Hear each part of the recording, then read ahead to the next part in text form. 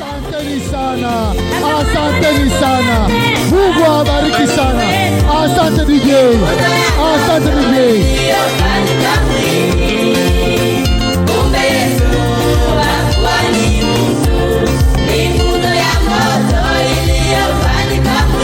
Hawamiliki, wamechefukwa. Vigelegele.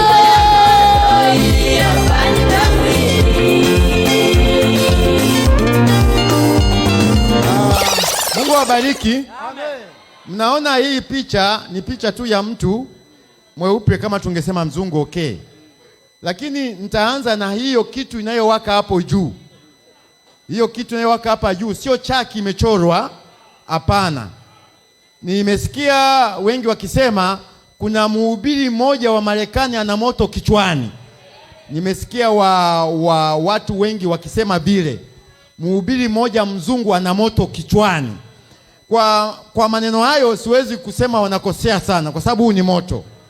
Huu hapa ni moto. Kwenye Biblia inaitwa nguzo ya moto.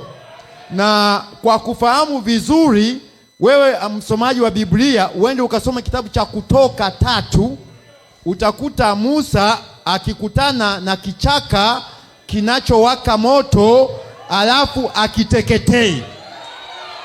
Sasa kile kichaka kinachosemwa kichaka kilikuwa pale, kina majani ya kijani.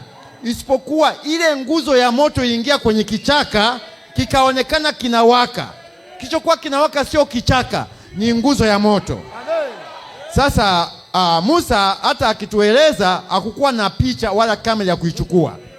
Kwa mara ya kwanza kuonekana hiyo nguzo ya moto waziwazi ilionekana kwa Musa. Na ikampa agizo la kwenda kuwachukua wana wa Israeli katika nchi ya Misri. Wasomaji wa Biblia wengi mnajua jambo hiyo. Amen. Lakini nasema tena kwamba Musa hakuwa na kamera, hakuwa na chochote. Kwa hiyo imeandikwa hapo, mimi niko ambaye niko anakutuma uende ukaleta wana wa Israeli kutoka nchi ya Misri.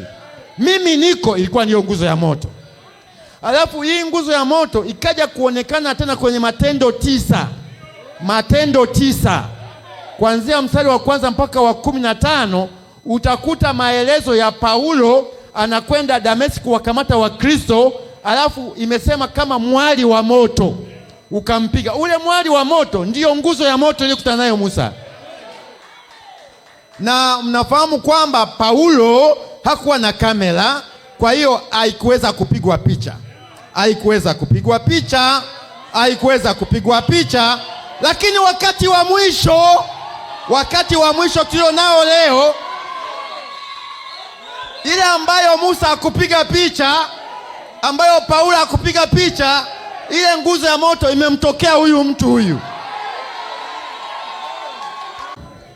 Safari hii ile nguzo ya moto ambaye haikupigwa picha wakati wa Musa, haikupigwa picha wakati wa Paulo, wakati wa jioni, ile nguzo ya moto ile imemtokea huyu mtu.